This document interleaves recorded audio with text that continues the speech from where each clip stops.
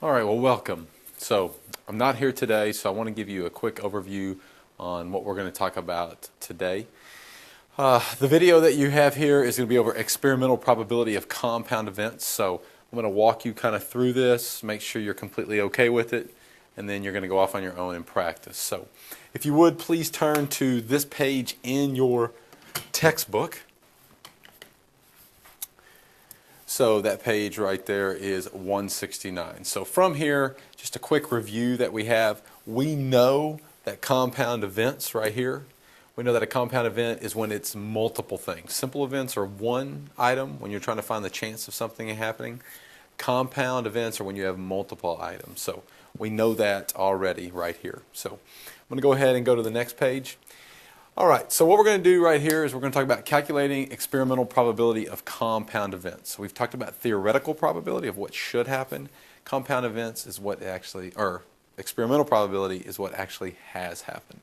So we're going to discuss that, and we're going to use those results to help us predict what we think is going to happen in the future. So if you would follow along with me on this particular example. So it says here that a food trailer serves chicken and records the order size and sides on their orders as shown in the table. What is the experimental probability that the next order is for 3 pieces with coleslaw? Okay, so let's look at the table if you would right here. So on the table we have a 2-piece chicken meal. We also have a 3-piece chicken meal. It was served with a side of green salad or macaroni and cheese, french fries, and coleslaw. So what these numbers represent, as we just go along and look at our table, there were 33 meals that were served that were 2-piece chicken and a green salad. So there were 33. We had 22 meals of 2-piece and macaroni and salad, and so on. You can see here for the 3-piece, we have 13 3-piece dinners served with green salad. We also have, just for example, 65 3-piece chicken dinners served with french fries. So what we're trying to find is, the question right here is, what is the experimental probability that the next order is for 3 pieces with coleslaw? So we're going to use what we, our past experiences to help us predict what the future is going to hold. So the first thing that we're going to do right here, I'm just going to follow along here and walk you through it, is we are going to add up. We're going to get the total number of orders is what we're going to have. So when we add up all these orders here, we come up with 330 orders. So that's what we have so far, 330 orders. Now we want to find the number of orders that are the 3 pieces with the coleslaw, because that's what we're trying to find. And we see 3-piece with coleslaw, there's 55. So to find the experimental probability, we're going to look at how many actually were 3-piece with coleslaw, which was 55. And we put that over the total number. Now the total number that there were 330. So 330. So this right here is the experimental probability. It's 55 over 330. Now we can simplify that, okay? And we find that 55 is the greatest common factor. So 55 goes into 55 1 time, and 55 goes into 330 6 times. So it simplifies to 1/6. So what that means is the experimental probability that someone comes in and is going to buy a 3-piece chicken with coleslaw is going to be 1/6. So that means 1/6 of the time, approximately 17% of the time, that's what, when someone comes in to this establishment, that's what they're going to order. Okay? Right down here we have a your turn. So what I want you to do is I want you to work on that. So let's read that together. It says, drink sales for an afternoon at the school carnival were recorded in the table. What is the experimental probability that the next drink is a small coffee? So we want experimental probability that the next drink is a small coffee. All right? This is what's already happened. This is what's taken place right here. So we have 77 small sodas, 98 small waters, and 60 small coffees. And then you can see here there were 68 large sodas, 45 large waters, and 52 large coffees. And what we're looking for is a small coffee. The experimental probability that the next customer that comes in is going to order a small coffee. So we add all these up, all right? I'm just going to use, for quickness purposes, I'm just going to use a calculator here. So we got 77. We're going to add 98 to it. Let's add 60. We're going to add now 68. We're going to get 45. And then we're going to add 52. And we get a grand total right here of 400. So there were 400 total. Now we are looking for small coffee.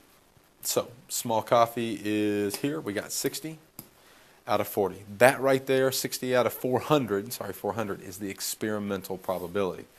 Now let's go ahead and break this down. Let's see. I know that 20 goes into both of them. Now 20 goes into 63 times, and 20 goes into 420 times. So this is the experimental probability that the next drink that's ordered is going to be a small coffee. All right? Let's go to the next page. And do me a favor, write down all the information that I have here. I want you to write all that same information down in your textbook. So now what we're going to do is we're going to use a simulation to make a prediction. Okay? A simulation is a model of an experiment to find the probability of compound events. Okay? So it's running something maybe virtually, or you can actually have a spinner. You can spin it. You can roll a dice like we've been doing in class. Okay? All right, so example 2 says, at a street intersection, a vehicle is classified as either a car or a truck, and it can either turn left, right, or go straight. So those are its options. About an equal number of cars and trucks go through the intersection and turn in each direction. Use a simulation to find experimental probability that the next vehicle will be a car that turns right. So we want to use experimental probability that the next vehicle is going to be a car and that it turns right. So that's what we're going to do. So we're going to actually, we would run this experiment, okay, to see the outcomes. So step 1 here says choose a model, and we're going to let a coin represent the two vehicles. We're going to let heads represent cars, and we're going to let tails represent trucks.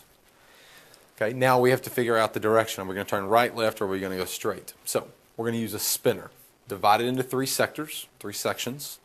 And then we're going to let each section represent a direction. So let's find the sample space for the compound events, meaning all the possible outcomes. Okay? So if you wanted to create a tree diagram, you could. So for example, so first of all, we have our coin. That's not looking good. So we have our coin.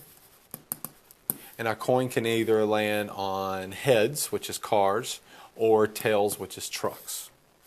And then we are going to have our spinner. And our spinner, it can either can show that we turn left, we turn right, or we are going to go straight. Let me make this a little bit smaller. So I have here 3 options: left, right, or straight.